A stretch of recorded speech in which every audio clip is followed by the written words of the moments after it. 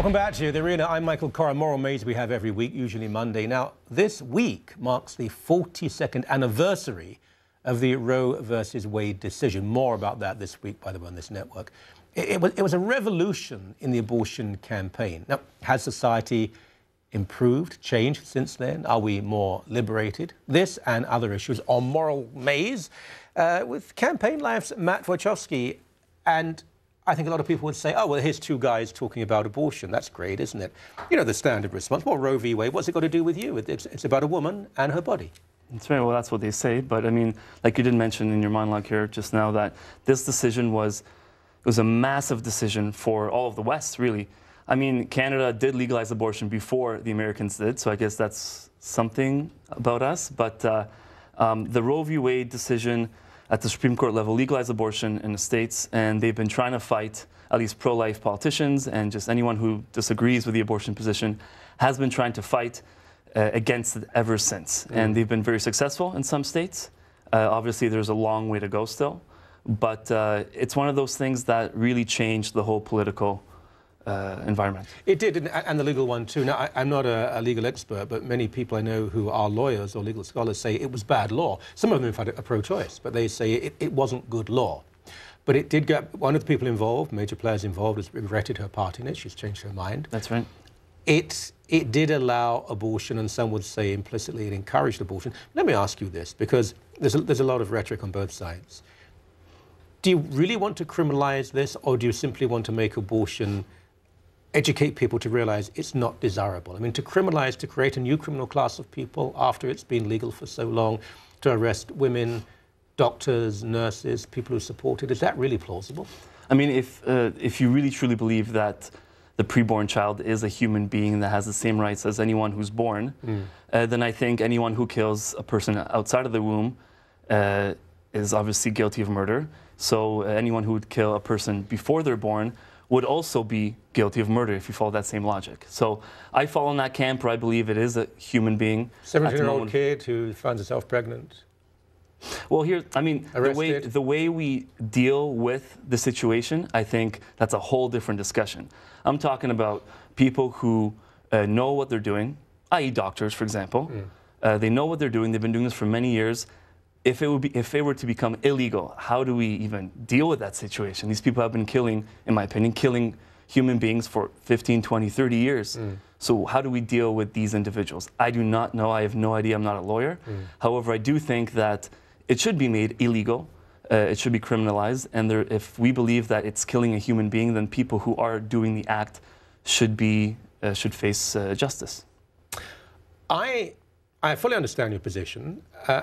I think it's an incredibly complex situation. I think it involves women's rights, the place of men as fathers in society, how we regard and perceive children, what we value.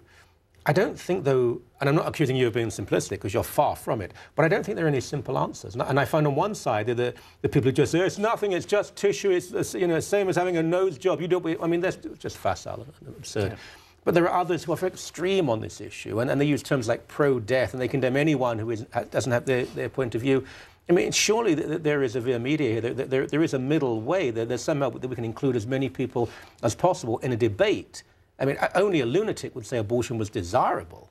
Yeah, I mean, I would argue in this situation where we find ourselves in today, where there is no law around it, but it's allowed, and abortions are taking place in this country every day. I think as a government, we as the people, we should find ways to truly reach out to those individuals, like you mentioned, a teenage pregnant mom. Yeah. Reach out to them to make sure that they have another choice, that they don't feel like they have no other choice, and that's why they turn to abortion. I think government programs should be there instilled to help those women. Help people who may find themselves in crisis pregnancies, whether they are 15 or 45. I think the vast majority of Canadians believe there should be a law, but they don't think it's a law to criminalise. They would say a law to say it was illegal after, say, the 3rd month, which is very common in Europe. It doesn't change very much, frankly, because most abortions are before that anyway. There might be many Canadians who would say, I don't think there should be full public funding for it either.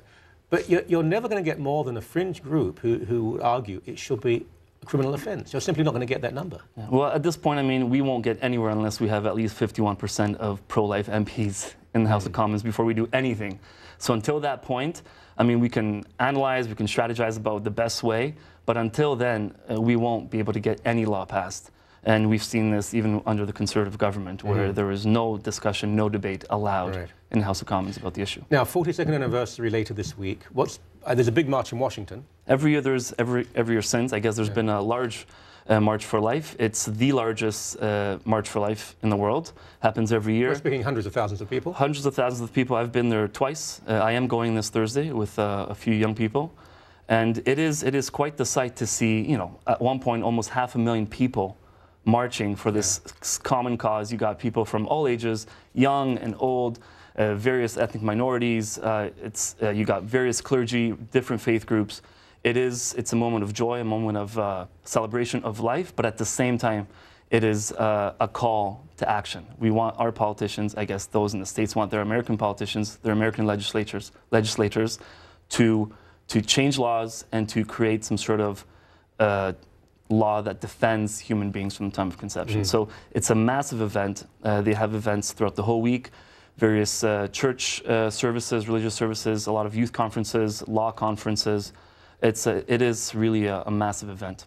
We'll cover it on this network. And even for those people watching who are not pro-life, it's important that media give equal time to people who merit it. So a little fringe handful of people who believe in some theory, well, maybe you do, but when it's hundreds of thousands of people, you should be listened to.